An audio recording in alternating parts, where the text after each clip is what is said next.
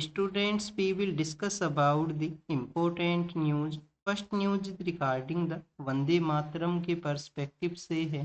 हमारा जो national song है वंदे मातरम, उसकी राइटिंग को 150 ईयर्स वो कंप्लीट हुए हैं। पार्लियामेंट के विंटर सेशन के दौरान में 150 एनिवर्सरी है, उसको देखते हुए नेशनल सॉन्ग की रिगार्डिंग में जो डिस्कशन है वो कैरी आउट किया। उसी डिस्कशन के दौरान में पॉलिटिकल पार्टीज ने एक दूसरे के अगेंस्ट में जो एलिगेशंस वो लगाए हैं, जो कि हमारे एग्जाम के पर्पज से इम्पोर्टेंट नहीं है। एग्जाम के पर्पज से क्या बेसिक इन्फॉर्मेशन आपको जानकारी होना चाहिए, तो प्रीलिम्स एग्जाम के पर्पज से आपको जो बेसिक फैक्ट्स हैं हमारे नेशनल सॉन्ग की जर्नी के रिगार्डिंग उसके बारे में जानकारी होना चाहिए। मेंस एग्जाम के पर्पज से आप देखिए कि जो जीएस पेपर 1 है उसके अंदर हिस्ट्री के पर्सपेक्टिव से आपसे क्वेश्चन है वो पूछा जा सकता है कि उस समय जो लिटरेरी वर्क जो हुआ करता था फ्रीडम मूवमेंट के दौरान में, चाहे हमारा नेशनल सॉन्ग हो या आप देखिए कि जो डिफरेंट डिफरेंट राइटिंग्स हैं, उन्होंने किस तरीके से एक इम्पोर्टेंट रोल है वो यहाँ पे प्ले किया था। कुछ दिनों पहले हमने आप देखी कि इंडिगो के बारे में जब रीड किया था, इंडिगो एयरलाइन का जो फ्लाइट्स हैं जिनके अंदर में डिस्ट्रप्शन हुआ, तो हमने एक इंडिगो मूवमेंट के बारे में भी रीड किया था। उस दौरान में आप देखिए कि प्ले को हमने रीड किया था। प्ले है वो कौन सा था, इंडिगो मूवमेंट से रिलेटेड नील दर्पण नाम से एक प्ले था। नील दर्पण नाम से एक प्ले था। तो नील दर्पण प्ले के द्वारा जो इंडिगो इंडिगो मूवमेंट से रिलेटेड जो फार्मर्स हैं उनकी प्रॉब्लम को शो किया गया था। 1905 के समय जब बंगाल का पार्टीशन होता है, तो उस दौरान में आप देखिए कि हमारे कंट्री के अंदर में यूनिटी को इस्टेब्लिश करने के रिगार्डिंग में, उस एरिया के अंदर में यूनिटी को इस्टेब्लिश करने के रिगार्डिंग जो वंदे मातरम सॉन्ग है उसको एज ए टूल के रूप से यूज किया जाता है फ्रीडम फाइटर्स के द्वारा। तो इस तरीके से जो इम्पोर्टेंट रोल है लिटरेरी वर्क का उस दौरान में, उसके बारे में आपको जानकारी है वो होना चाहिए। अब अगर हम सॉन्ग का जो बेसिक फैक्ट्स है उनके बारे में रीड करें, तो आप देखिए कि 1875 के समय में 1875 के समय जो बंकिम चंद्र चटर्जी हैं उनके द्वारा इसको लिखा गया था, संस्कृताइज जो बंगाली है उसके रूप से। तो संस्कृताइज बंगाली के रूप से जो लैंग्वेज है उसके उसके अंदर में किनके द्वारा लिखा गया, बंकिम चंद्र चटर्जी हैं। ये नाम आपको पता होना चाहिए। तो स्टूडेंट्स, यहाँ पे क्वेश्चन रेज होता है कि इसको जो लार्जर लेवल के ऊपर जो पब्लिश होता है वो तो 1882 के समय आनंद मठ के अंदर हुआ करता है। क्या आनंद मठ के अंदर पब्लिकेशन से पहले भी इसका कहीं पे फर्स्ट टाइम अपीयरेंस वो हुआ था? तो आप देखिए कि बंग दर्शन नाम से एक जर्नल हुआ करता था, वहाँ पे फर्स्ट टाइम इसको पब्लिश किया जाता है। तो फिर लेटर फेज के अंदर में आपको जो आनंद मठ है, तो आनंद मठ है जो कि एक नोवेल है यहाँ पे बंकिम चंद्र चटर्जी या चट्टोपाध्याय का, वहाँ पे आपको लार्जर लेवल के ऊपर इसका अपीयरेंस है वो 1882 के अंदर में मिलेगा। जब वंदे मातरम का जो राइटिंग है बंकिम चंद्र चटर्जी के द्वारा कर दिया गया 1875 के समय में, तो आप देखिए कि इसको जो ट्यून किया गया, जो म्यूजिक इसको दिया गया है वो किनके द्वारा दिया गया है, तो जादूनाथ भट्टाचार्य हुआ करते थे, उनके द्वारा इसको ट्यून है वो दिया गया। ट्यूनिंग जो किया गया है वो किसके द्वारा किया गया है, जादूनाथ भट्टाचार्य हैं। तो स्टूडेंट्स, यहाँ पे क्वेश्चन रेज होता है, जो बेसिक क्वेश्चन रेज होता है कि फर्स्ट टाइम किस कांग्रेस सेशन के अंदर में इसको गाया जाता है। तो 1896 के समय जो कांग्रेस सेशन ऑर्गेनाइज हुआ था, कहाँ पे ऑर्गेनाइज हुआ था, कलकत्ता के वहाँ पे वो सेशन ऑर्गेनाइज होता है जहाँ पे फर्स्ट टाइम इसको गाया जाता है। अब एक बेसिक फैक्ट आपको पता होना चाहिए कि 1911 का जो हमारा जो एंथम है उसको भी वहीं पे ही गाया गया था और सेशन ऑर्गेनाइज कलकत्ता के अंदर ही हुआ था। तो बोथ जो सेशंस हैं वो कलकत्ता में ऑर्गेनाइज हुए हैं। 1896 के समय हमारा जो वंदे मातरम है उसको फर्स्ट टाइम गाया जाता है कांग्रेस सेशन में, और 1911 के समय जो जनगण मन है उसको वहाँ पे गाया गया था। वंदे मातरम आप देखिए कि लिख के जो फ्लैग है उसको भी होस्ट किया गया था जर्मनी के अंदर में, मैडम बीकाजी कामा है उनके द्वारा, जो जो हमारा एक फ्लैग था जिसके ऊपर वंदे मातरम है वो लिखा हुआ था, और बीकाजी कामा के द्वारा, जो मैडम बीकाजी कामा है उनके द्वारा जर्मनी के अंदर उसको होस्ट किया जाता है। और फर्स्ट आप देखिए कि फर्स्ट पर्सन है जो कि किसी फॉरेन सोइल के ऊपर में इंडियन जो फ्लैग है उसको होस्ट किया जाता है 1907 के समय में। लाहौर का जो एरिया है वहाँ से जो लाला लाजपत राय हैं जिन्होंने काफ़ी इंपॉर्टेंट रोल है वो प्ले किया है फ्रीडम मूवमेंट के अंदर में। तो आप देखिए कि जो लाला लाजपत राय हैं, लाला लाजपत राय हैं, उनके द्वारा एक जनरल है वो निकाला जाता था। जनरल का जो नाम है वो क्या है, वंदे मातरम। जनरल का जो नाम है वो है वंदे मातरम जनरल उनके द्वारा पब्लिश है वो किया जाता था लाहौर के वहाँ से 1905 के समय। तो स्टूडेंट्स 1937 के समय कांग्रेस का सेशन ऑर्गेनाइज होता है 1937 के समय। और इसका जो इनिशियल पार्ट था, इस जो हमारा वंदे मातरम है उसके इनिशियल पार्ट को एज अडोप्ट कर लिया जाता है नेशनल सॉन्ग के। अब यहाँ पे आपको याद क्या रखना है, ये कांग्रेस के द्वारा नेशनल सॉन्ग के रूप से इसको अडॉप्ट किया गया था कि वो फ्रीडम मूवमेंट के अंदर में इसको एज ए नेशनल सॉन्ग के रूप से रिकॉग्नाइज करेंगे। जैसे आप देखिए कि 1929 के समय जो कांग्रेस का लाहौर सेशन ऑर्गेनाइज होता है तो उस समय एक पूर्ण स्वराज को भी अडॉप्ट किया जाता है कि जो 26 जनवरी है 1930 का, उसको एज ए हम पूर्ण स्वराज डे के रूप से सेलिब्रेट करेंगे। और बाद में ये जो नेशनल सॉन्ग यहाँ पे अडॉप्ट होता है, इसको कॉन्स्टिट्यूशन जो असेंबली है, जो कॉन्स्टिट्यूशन असेंबली है, तो 24 जनवरी 1950 को 2 day before the first republic day इसको as a national song of India के रूप से रिकॉग्नाइज करता है, उसको अडॉप्ट है वो करता है। और इसी पूर्ण स्वराज डे जो अभी हमने देखा कि जो इंडिपेंडेंस से पहले कुछ डेज का ऑब्जर्वेशन है वो कांग्रेस के द्वारा किया गया था, तो उसी 26 जनवरी के रिगार्डिंग में आप देखिए कि हम हमारा जो रिपब्लिक डे है वो सेलिब्रेट करते हैं। इवन हमारा कॉन्स्टिट्यूशन का जो अडोप्शन है वो तो 26 नवंबर को था 1949 को। और जो कमेंसमेंट है वो हम 1950 26 जनवरी के समय किया करते हैं। ये जो 2 मंथ का जो डिले था वो इसी वजह से था कि हिस्टोरिकल इन्फ्लुएंस जो पूर्ण स्वराज का हमारा रहा है फ्रीडम मूवमेंट के दौरान में। नेक्स्ट अगर हम बात करें स्टूडेंट्स, ये तो वंदे मातरम का जो बेसिक्स है वो हमने रीड किए हैं। अब एक क्वेश्चन है उसको हम यहाँ पे प्रैक्टिस करेंगे। क्वेश्चन आप देखिए कि सपोज कीजिए आपसे कोई क्वेश्चन है वो पूछ लिया गया है कि हमारा जो कुछ प्रोविजंस हैं कॉन्स्टिट्यूशन के, कुछ प्रोविजंस कौन कौन से हैं। फर्स्ट प्रोविजन बताया गया है नेशनल एंथम, फर्स्ट प्रोविजन बताया गया है नेशनल एंथम। सेकंड जो यहाँ पे प्रोविजन बताया गया है national national song, national song जो वंदे मातरम है। थर्ड आप देखिए कि आपको मेंशन कर दिया गया कि हमारा जो नेशनल फ्लैग है। इनमें से कौन कौन से ऐसे जो 3 प्रोविजंस हैं या कौन से प्रोविजंस हैं जिनके बारे में मेंशन है वो आपको फंडामेंटल ड्यूटीज के अंदर में मिला करता है। हमारा जो फंडामेंटल ड्यूटीज हैं उसके अंदर में कौन किस किस के बारे में मेंशन है, किस किस को हमें रेस्पेक्ट करना है, अवॉइड करना है, तो उनके बारे में मेंशन है। तो आप देखिए कि आपको फंडामेंटल ड्यूटी का भी पता होना चाहिए। आर्टिकल 51A के अंडर में फंडामेंटल ड्यूटी है, स्वर्ण सिंह कमेटी के रिकमेंडेशन के बाद में 42 कॉन्स्टिट्यूशन अमेंडमेंट एक्ट के थ्रू इनको इंसर्ट है, जो इंक्लूड है वो किया जाता है। अब ये जो फंडामेंटल ड्यूटी में किस किस प्रोविजन के बारे में मेंशन है, इस पे स्पेशली आप देखिए कि जो फर्स्ट नंबर ड्यूटी है वहीं पे ही मेंशन है इनके बारे में। ये आप कमेंट सेक्शन के अंदर बताओगे कि ओनली 1 के बारे में है, ओनली 2 है, या ऑल 3 हैं, या किसी के बारे में भी नहीं मेंशन है। नेक्स्ट अगर हम बात करें स्टूडेंट्स, मलयालम जो मूवी इंडस्ट्री है उसके पर्सपेक्टिव से है। मलयालम मूवी इंडस्ट्री के अंदर में एक एक्टर हैं जिनके ऊपर जिनको आप देखिए कि अक्यूज्ड है वो किया जाता है एक रेप केस के अंदर में, वुमेन के अगेंस्ट में जो क्राइम है उसके अगेंस्ट में, उसकी रिगार्डिंग में इनको अरेस्ट भी किया गया था, अक्यूज्ड है वो किया जाता है। अब ट्रायल कोर्ट के द्वारा इनको एक्विटल किया है, इनको जो रिलीज है वो किया है, इनके ऊपर जो चार्जेज हैं वो करेक्ट नहीं है, कुछ अदर पर्सन उनको गिल्टी है वो माना गया।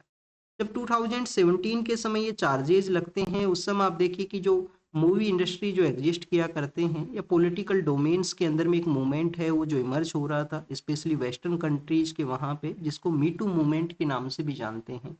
मीटू मूवमेंट क्या है कि कभी भी यहाँ पे किसी भी पर्सन के द्वारा, किसी भी वुमेन पर्सनैलिटी के द्वारा जो बैड आप देखिए बैड टच जो हुआ करता है या किसी भी तरीके से असोल्ट या कोई प्रॉब्लम उनके द्वारा फेस किया गया है, तो उनके उनके द्वारा उसके पर्सपेक्टिव से अपना जो जो भी उनका एक्सपीरियंस रहा उसके बारे में रिवील है वो किया गया था, स्पेशली सोशल मीडिया प्लेटफॉर्म्स के थ्रू। तो एक मीटू मूवमेंट है उस समय इमर्जिंग सिचुएशन में था इंडिया में, ये इसका जो इम्पैक्ट है वो 2018-19 के समय मिलेगा। 2018-19 के समय ये इंडिया के अंदर में भी रिवील होता है। काफ़ी सारे एक जर्नलिस्ट है उनके द्वारा आप देखिए कि रिवील किया गया था कि उस समय उनके जो जर्नलिस्ट के जो जर्नलिज्म में जो हेड हुआ करते थे और उस समय वो मिनिस्टर थे, उनको अपना रिजाइन है वो भी करना पड़ा था। यूनियन गवर्नमेंट के अंदर में वो मिनिस्टर हैं, वो हुआ करते थे वो पर्सन कि उनके जर्नलिज्म डेज के अंदर में उन्होंने इस तरीके से एलिगेशंस वो लगाए थे। तो स्टूडेंट्स जब ये केस सामने आता है 2017 के समय में, तो उस समय जो मलयालम मूवी इंडस्ट्री है वहाँ पे जो वुमेन जो पर्सन्स हैं जो उसके अंदर में वर्क किया करते हैं, कलेक्टिव वे के अंदर में इस मूवमेंट को लीड करते हैं। वहाँ पे वुमेन इन सिनेमा कलेक्टिव नाम से एक ऑर्गेनाइजेशन है, एक प्लेटफॉर्म है, वो सेटअप होता है। वुमेन जो पर्सन्स हैं वो वहाँ पे यूनाइट होते हैं। इस तरीके से जो उनके द्वारा एक्सपीरियंस पेश किया जाता है उसकी रिगार्डिंग में। नेक्स्ट अगर हम बात करें स्टूडेंट्स, यहाँ पे जो पेटिशन के रिगार्डिंग में जो प्रोसिक्यूशन है उन्होंने कहा है कि वो इसको चैलेंज करेंगे, जो इनका एक्विटल है उसको चैलेंज किया जाएगा हाई कोर्ट के अंदर में। मलयालम मूवी इंडस्ट्री के रिगार्डिंग में ही एक जस्टिस के हेमा नाम से कमेटी है वो भी कॉन्स्टिट्यूट हुआ था। जस्टिस के हेमा कमेटी के द्वारा किसी भी तरीके का वुमेन एक्टर्स हैं उनको हरेसमेंट है वो फेस ना करना हो, किसी भी तरीके का डिस्क्रिमिनेशन ना हो यहाँ पे मूवी इंडस्ट्री के अंदर में। और उन्होंने अपना रिपोर्ट है, जस्टिस के हेमा कमेटी ने अपना रिपोर्ट है वो रिसेंटली सबमिट है वो भी किया है। नेक्स्ट आपको पता होना चाहिए कि हमारे यहाँ पे एक जो हाईएस्ट ओनर है सिनेमा इंडस्ट्री के पर्सपेक्टिव से दादा साहेब फाल्के पुरस्कार है, वो अभी मलयालम मूवी इंडस्ट्री से रिलेटेड जो एक्टर हैं मोहनलाल उन्हीं को दिया गया है इस ईयर जो दादा साहेब फाल्के पुरस्कार है वो भी। और मलयालम आप देखिए कि हमारे यहाँ पे एक इम्पोर्टेंट लैंग्वेज है, ये तो बेसिकली मूवी इंडस्ट्री के बारे में हुआ। क्लासिकल लैंग्वेज भी है, शेड्यूल 8 के अंदर में भी इंक्लूड है। अब देखिए क्लासिकल लैंग्वेज का भी पार्ट है और शेड्यूल 8 के अंदर में। एग्जाम के पर्पज से और क्या आपको यहाँ पे पता होना चाहिए, सेफ जो वर्किंग प्लेस है वुमेन्स का जो सेफ वर्किंग प्लेस है उसके रिगार्डिंग में आप देखिए कि 2013 का prevention of sexual harassment at work place है जो एग्जिस्ट किया करता है, मूवी इंडस्ट्री को भी वहाँ पे इंक्लूड किया जाए। किसी भी तरीके से जो हरेसमेंट है वो नहीं होना चाहिए, जो जो वर्किंग प्लेस है वो कम्प्लीटली सेफ एंड सिक्योर है वो होनी चाहिए। यहाँ पे एक जज हैं जो मद्रास हाई कोर्ट है उसका जो मदुरई बेंच है उसके ये जज हैं। उनके एक जजमेंट के अगेंस्ट में जो पॉलिटिकल पार्टीज हैं वो यूनाइट हुए हैं, स्पेशली जो इंडिया ब्लॉक है जो पॉलिटिकल पार्टीज का एक ब्लॉक है वो यूनाइट हुए हैं। उनके रिमूवल प्रोसेस के रिगार्डिंग में वो मोशन है उसको प्रपोज करेंगे पार्लियामेंट के अंदर में। एग्जाम के पर्पज से क्या इंपॉर्टेंट है, एग्जाम के पर्पज से आपको अब यहाँ पे जानकारी ये होना चाहिए कि जज का जो रिमूवल प्रोसेस है, चाहे वो हाई कोर्ट का जज का रिमूवल प्रोसेस हो या सुप्रीम कोर्ट के जज का रिमूवल प्रोसेस हो, वो कहाँ पे मेंशन है और किस तरीके से यहाँ पे प्रोसेस है जो कैरी आउट होता है। फर्स्ट आप देखिए कि यहाँ पे minimum number of member parliament से उनका रिक्वायरमेंट हुआ करता है। अगर आपको लोकसभा के अंदर में जज के रिमूवल के रिगार्डिंग में इम्पीचमेंट के रिगार्डिंग में मोशन को प्रपोज करना है तो 100 एमपीज हैं उनके द्वारा उसको साइन किया गया हो। फिर आप देखिए कि अगर आपको राज्यसभा के अंदर में इसको प्रपोज करना है तो मिनिमम 50 मेंबर ऑफ पार्लियामेंट से उनका साइन हो उस मोशन को। यहाँ पे जो प्रिसाइडिंग ऑफिसर हैं जो स्पीकर एंड चेयरमैन हैं उनके ऊपर भी डिपेंड करता है। तो इस मोशन को चाहें तो आप देखिए रिफ्यूज भी कर सकते हैं और चाहें तो इसको एडमिट है वो भी किया जा सकता है। तो एडमिट और रिफ्यूज का यहाँ पे उनके पास में ऑप्शन है वो अवेलेबल हुआ करता है। अगर मोशन को एक्सेप्ट किया जाता है उन पर्सन के जो प्रिसाइडिंग ऑफिसर हैं स्पीकर या चेयरमैन उनके द्वारा, तो आप देखिए कि उस दौरान में एक कमेटी है वो कॉन्स्टिट्यूट होगा, 3 मेंबर्स का एक कमेटी है वो कॉन्स्टिट्यूट होता है, 3 मेंबर का कमेटी है वो बनेगा। 3 मेंबर कौन रहेंगे, एक सुप्रीम कोर्ट के जज रहेंगे, एक हाई कोर्ट के जज रहेंगे और एक एमिनेंट जूरिस्ट है वो इसका पार्ट रहेंगे, जो लीगल सेक्टर से ही रिलेटेड हो वो इसका पार्ट है वो रहेंगे। फिर आप देखिए कि कमेटी के द्वारा एग्जामिन किया जाता है, कमेटी के द्वारा यहाँ पे बेसिकली कुछ ग्राउंड्स हैं वो मेंशन किए गए हैं, एक प्रूव्ड मिसबिहेवियर है, एक इनकैपेसिटी है। और इन दोनों ग्राउंड्स जो हैं प्रूव्ड मिसबिहेवियर और इनकैपेसिटी जिसके रिगार्डिंग में जज का रिमूवल हुआ करता है, इन दोनों ही ग्राउंड्स के बारे में कॉन्स्टिट्यूशन ने डिफाइन है वो नहीं किया है। इन दोनों टर्म्स को कौन कौन से टर्म को नहीं किया, प्रूव्ड मिसबिहेवियर और इनकैपेसिटी, जो जज का इनकैपेसिटी है चाहे वो मेंटली पर्सपेक्टिव से वो इम्पोर्टेंट नहीं हो उस सिचुएशन में कि वो अपना कैपेसिटी के अकॉर्डिंग में वर्क को कैरी आउट कर सके, तो इन दोनों ही टर्म को डिफाइन है वो नहीं किया गया है कॉन्स्टिट्यूशन के अंदर में। नेक्स्ट अगर हम बात करें जज का जो रिमूवल प्रोसेस है वो हमारे कॉन्स्टिट्यूशन के आर्टिकल्स में कहाँ पे मेंशन है, कॉन्स्टिट्यूशन के आर्टिकल 124 हैं और इसके अलावा आप देखिए कि 217 नाम से जो आर्टिकल है वहाँ पे रिमूवल प्रोसेस के बारे में मेंशन किया गया है कि जज का जो रिमूवल है वो किस तरीके से यहाँ पे कैरी आउट होगा। ग्राउंड्स हमने देख लिए, प्रूव्ड मिसबिहेवियर एंड इनकैपेसिटी है। इसके अलावा आप देखिए कि जजेज इंक्वायरी एक्ट है 1968 का, वो भी डिटेल वे के अंदर में इन प्रोविजंस उनके बारे में मेंशन है वो करता है। अगर यहाँ पे कमेटी के द्वारा जब मान लिया जाता है कि जो पर्सन है वो यहाँ पे उनको रिमूवल है वो ज़रूरी है, उनके द्वारा किसी भी तरीके से जो प्रैक्टिस को कैरी आउट किया गया है जो कि अनकॉन्स्टिट्यूशनल है, क्रूड मिसबिहेवियर या इनकैपेसिटी को अप्रूव करता है, तो बोथ हाउस के द्वारा ये मोशन है उसको पास किया जाएगा। स्पेशल मेजोरिटी मीन्स ये है कि 2/3 यहाँ पे वोटिंग हो, जो मेजोरिटी है वो होना चाहिए प्रेजेंट एंड वोटिंग का। और एब्सोल्यूट मेजोरिटी जो है ओवरऑल जो वहाँ पे जो टोटल मेंबरशिप है उसका जो एब्सोल्यूट मेजोरिटी है वो भी यहाँ पे कंप्लीट हो। तो आप देखिए कि रिमूवल प्रोसेस है वन काइंड ऑफ डिफिकल्ट है यहाँ पे बोथ हाउस के अंदर में, इस तरीके से जो नंबर्स हैं वो होने चाहिए, और अभी तक किसी भी जज है उसका रिमूवल प्रोसेस है वो नहीं हुआ है हमारी कंट्री के अंदर में। गोवा के वहाँ पे जिस तरीके से जो नाइट क्लब के वहाँ पे एक इंसिडेंट हुआ जिसमें काफ़ी सारा जो कैजुअलिटी सामने आया है, तो आप देखिए कि दिल्ली के अंदर में भी जो पायरो गन्स हैं जो कि लाइटनिंग के पर्पज से आप देखिए कि वहाँ पे जो फायर का जो फायर प्ले किया जाता है या उसके रिगार्डिंग में जिनको यूज किया जाता है उसका रेगुलेशन है वो दिल्ली के अंदर में भी किया गया है अथॉरिटीज के द्वारा। कहीं पे भी कंट्री के किसी भी पार्ट के अंदर में कोई कैजुअलिटी होता है तो अदर पार्ट को भी आप देखिए कि उसके रिगार्डिंग में रेगुलेशंस हैं वो करने चाहिए।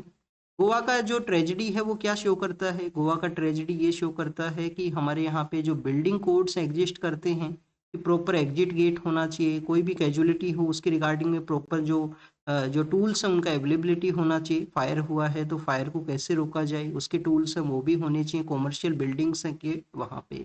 बट आप देखिए कि कंटिन्यूअस जो हमारा बिल्डिंग कोड है, कंटिन्यूअस जो हमारा बिल्डिंग कोड है उसके जो प्रोविजंस का नेग्लिजेंस या उन रूल्स का एनफोर्समेंट के अंदर में आपको प्रॉब्लम है वो मिलेगा, उसका एनफोर्समेंट है वो नहीं हुआ करता है। ऑलरेडी हम उन पर्सनैलिटीज के बारे में रीड कर चुके हैं जो कॉमर्शियल बिल्डिंग्स के अंदर में फायर से रिलेटेड अपने मूवमेंट को कैरी आउट किए हैं अपने चिल्ड्रंस को लॉस करने के बाद में। तो वो पर्सनैलिटी हैं नीलम कृष्ण मूर्ति हैं, संजीव कृष्ण मूर्ति हैं, जिनके रिगार्डिंग में नेटफ्लिक्स का एक आप देखिए कि सीरीज भी आया था, वेब सीरीज है ट्रायल बाय फायर, जिसमें उन्होंने अपने चिल्ड्रंस को जैसे लॉस किया था। एक उपहार सिनेमा है दिल्ली के अंदर में, और फिर वो मूवमेंट करते हैं कि एग्जिट गेट से उनका इस्टेब्लिशमेंट होना चाहिए, कॉमर्शियल बिल्डिंग्स जहाँ पे लोग हैं वो इकट्ठे होते हैं किसी भी एक्टिविटी के रिगार्डिंग में। नेक्स्ट अगर हम बात करें स्टूडेंट्स, यहाँ पे गोवा के बारे में मेंशन है, और गोवा पिछले कुछ समय से काफ़ी बार न्यूज के अंदर में है।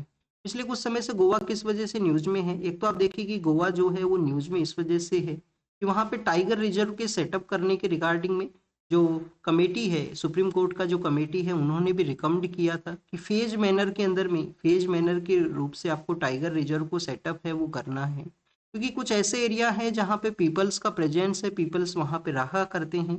तो डिफरेंट डिफरेंट टेरिटरी को रिकॉग्नाइज करते हुए जो टाइगर रिजर्व है उसको सेटअप है वो कर सकते हैं, क्योंकि टाइगर्स का संख्या है वो मिला है गोवा के अंदर में। नेक्स्ट आप देखिए कि आपको गोवा के बारे में जानकारी ये होना चाहिए कि जो स्टेटहुड है वो कब ग्रांट होता है गोवा को। स्टेटहुड ग्रांट होता है 1987 के समय में अरुणाचल प्रदेश और मिजोरम के साथ में। 1987 के समय इसको स्टेटहुड है वो दे दिया गया था। पहले आप देखिए कि ये यूटी हुआ करता था, और इनिशियली जब इंडिया का यूनियन है उसके अंदर में इसको इंक्लूड कब किया गया था, 1962-63 के समय में। 62-63 के समय इसको इंक्लूड किया गया 12th कॉन्स्टिट्यूशन अमेंडमेंट एक्ट के through, 12th constitution amendment act के थ्रू।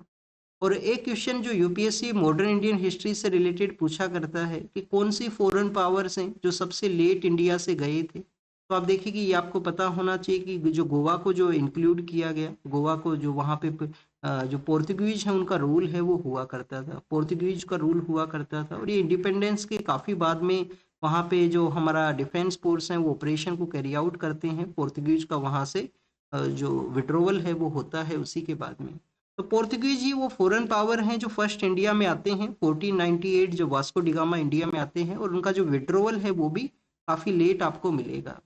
नेक्स्ट अगर हम बात करें स्टूडेंट्स, हमारे यहाँ पे जो एयरक्राफ्ट हैं, स्पेशली आप देखिए कि C-130 नाम से जो एयरक्राफ्ट है, सुपर हरक्यूलस जो है एक लार्जर लेवल के ऊपर एयरक्राफ्ट है, एयर फैसिलिटीज उनको कैरी आउट करता है।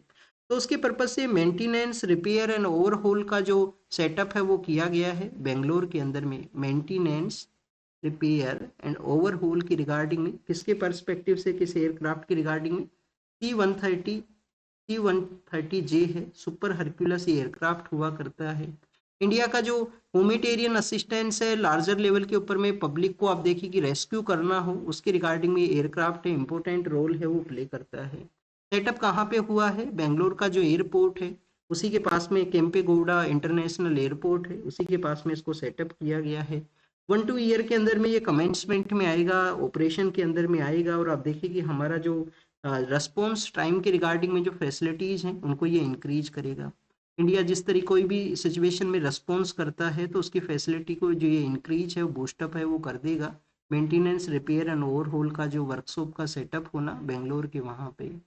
यहाँ पे आप देखिए कि क्रिश्चियनिटी के रिगार्डिंग में एक प्रोसेस को मेंशन किया गया। आने वाले समय में जो क्रिसमस का डे है वो सेलिब्रेट होगा। तो जो मदर मैरी हैं उनके साथ में इन्फेंट जो जीसस है उनको यहाँ पे शो किया गया है। अभी ये एक प्रोसेस था जो केरल के वहाँ पे कैरी आउट हुआ है तो उसका फोटो बता दिया गया। बट आपको एक पता होना चाहिए कि बुक भी मेंशन हुआ है, अभी बुक भी रिलीज हुआ है जो किसी वजह से न्यूज में था। उसके जो कवर के रिगार्डिंग में उसको पिटीशन फाइल हुआ था कोर्ट के अंदर में, और अभी कुछ दिनों पहले हमने उसको रीड भी किया है। अरुंधति रॉय जो जो राइटर हैं उनका एक किताब है Mother Mary come to me. क्या नाम है बुक का? Mother Mary come to me. तो स्टूडेंट्स, ऐसे बुक के रिलेटेड क्या क्वेश्चंस पूछता है यूपीएससी? आप देखिए कि 2016 में रामानुजा से रिलेटेड एक बुक के रिगार्डिंग में क्वेश्चन पूछा गया। फिर हमारे जो मिनिस्टर ऑफ एक्सटर्नल अफेयर हैं उनका एक किताब है, उसके रिगार्डिंग में 2022 या 23 के समय क्वेश्चन है वो पूछा था यूपीएससी ने। तो चांसेस हैं पूछा जा सकता है कोई बुक अगर फेमस है और जो न्यूज के अंदर में मेंशन है कंटिन्यूअस। नेक्स्ट अगर हम बात करें तो करप्ट प्रैक्टिस के रिगार्डिंग में पेटिशन है वो फाइल हुआ है। पिटीशन पहले तो आप देखिए कि कर्नाटका का हाई कोर्ट में फाइल हुआ था जिसको रिजेक्ट कर दिया गया। अब सुप्रीम कोर्ट के अंदर में पिटीशन गया है। सुप्रीम कोर्ट ने पिटीशन को एडमिट किया है कि पिटिशनर ने यहाँ पे कहा है कि जो कांग्रेस नाम का जो पॉलिटिकल पार्टी है उन्होंने जब इलेक्शन को कंटेस्ट किया तो कुछ प्रॉमिस है वो किए थे कर्नाटका के लेजिस्लेटिव असेंबली के रिगार्डिंग में। प्रॉमिस ये किए थे कि डेट वो वर्क को कैरी आउट करेंगे। उनके मैनिफेस्टो के अंदर में कुछ प्रॉमिस है वो मेंशन थे। तो उनको यहाँ पे जो रिप्रेजेंटेटिव ऑफ पीपल्स एक्ट है 1951 का, उसके थ्रू इसको करप्ट प्रैक्टिस के रूप से इंक्लूड है वो किया जाए। ये करप्ट प्रैक्टिस का पार्ट है। यहाँ पे जो सेक्शन 123 के अंदर में मेंशन है रिप्रेजेंटेशन ऑफ पीपल्स एक्ट के अंदर में, उसके पर्सपेक्टिव से ये करप्ट प्रैक्टिस का पार्ट है। अब स्टूडेंट्स, क्या मैनिफेस्टो के जो प्रॉमिस हैं वो करप्ट प्रैक्टिस हो सकते हैं? तो सुप्रीम कोर्ट का आप देखिए कि एक ऑब्जर्वेशन है। सुप्रीम कोर्ट ने 2013 के समय में 2013 के समय सुप्रीम कोर्ट के द्वारा एस सुब्रमण्यम बालाजी, एस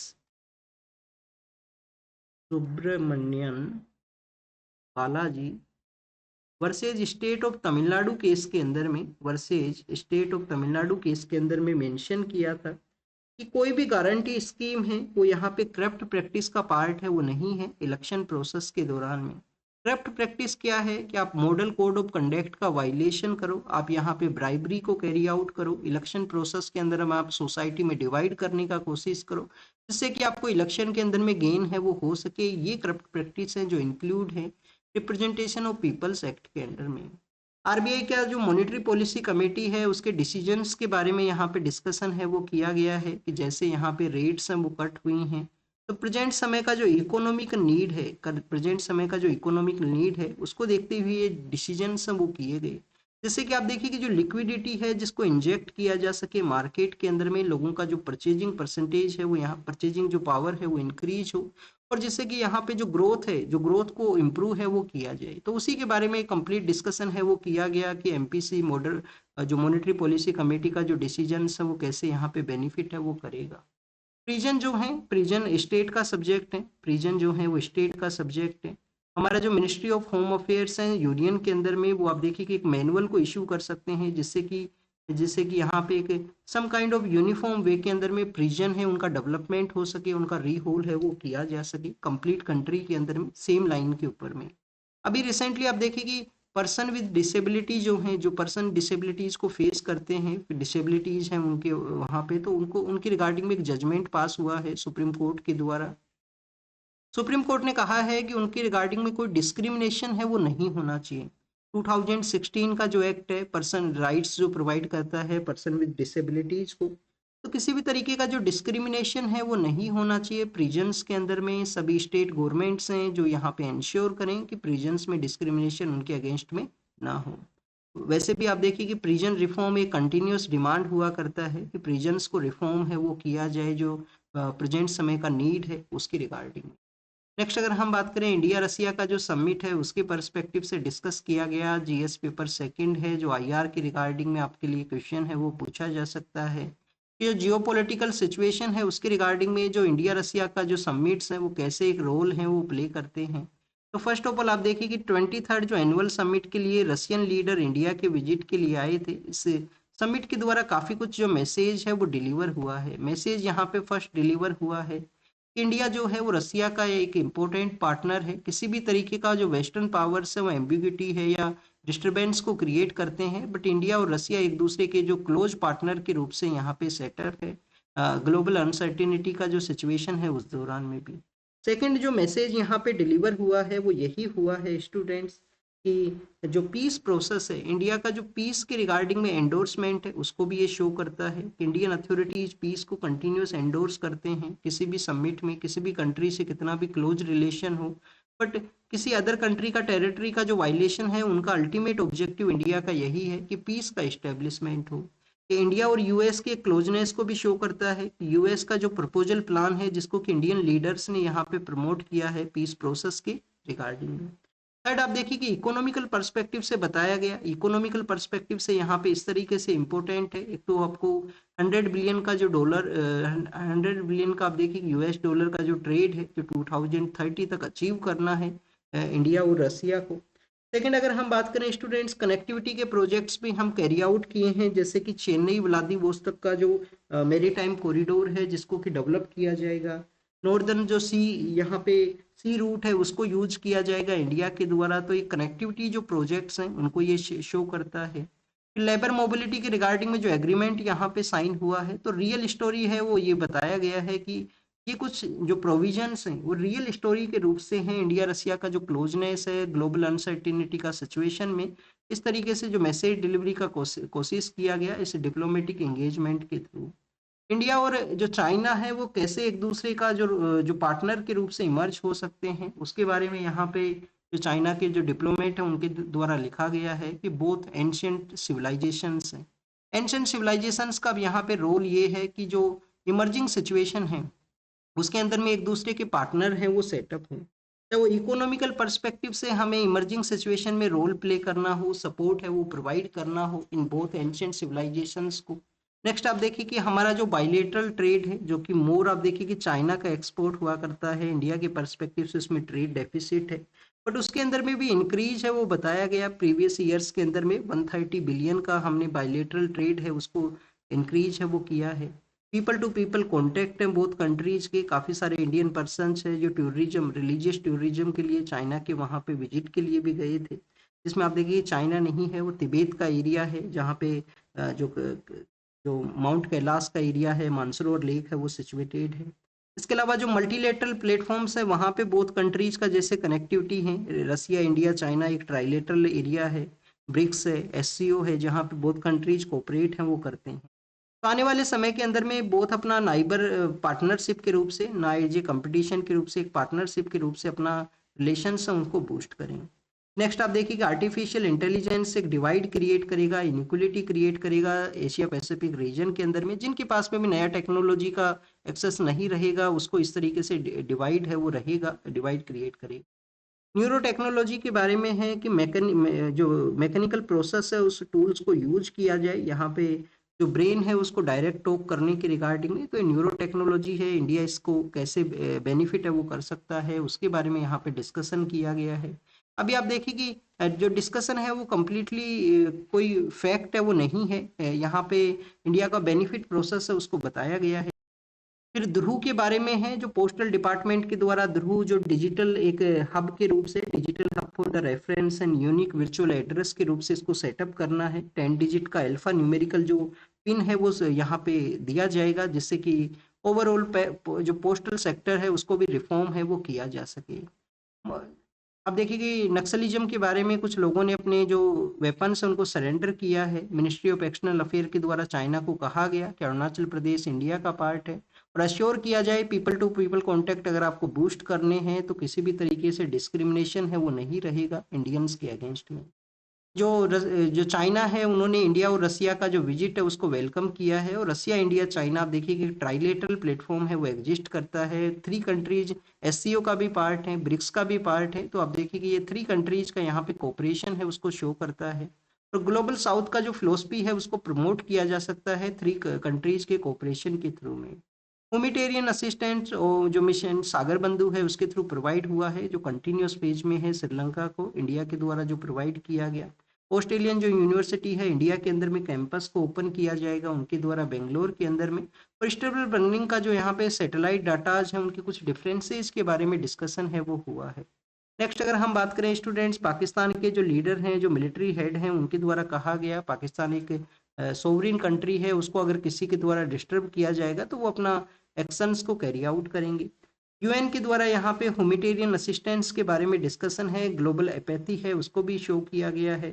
और जो सीरिया का आप देखिए कि सीरिया के अंदर में बशर अल असद का जो पावर को जो टॉपल डाउन किया गया था उसको 1 ईयर हो चुका है, तो अब लीडर के द्वारा कहा गया जो पहले एक टेररिस्ट के रूप से उनका डेजिग्नेशन हुआ करता था कि अब सीरिया को जो रीबिल्ट है वो किया जाए सभी कम्युनिटी के जो लीडर्स हैं उनके द्वारा। नेक्स्ट अगर हम बात करें स्टूडेंट्स, यहाँ पे नाइजीरिया के बारे में है, स्कूल चिल्ड्रंस को अबडक्ट किया गया है गन पॉइंट के वहाँ पे, उसके बारे में मेंशन है। थाईलैंड और कंबोडिया का जो बॉर्डर एरिया के पर्सपेक्टिव से जो कॉन्फ्लिक्ट है वही मर्ज हुआ है। और यूक्रेन के जो लीडर हैं उन्होंने यूरोपियन लीडर्स के साथ में डिस्कशन है वो किया है कि यूएस के प्रपोजल प्लान को एग्जिस्टेंस में लाया जाए। तो this is all the information related to the today's newspaper. आप इसको रीड कीजिए, रिवाइज कीजिए, जो भी इन्फॉर्मेशन आपको मिला है उसको नोट डाउन कीजिए। Thank you students, thank you very much.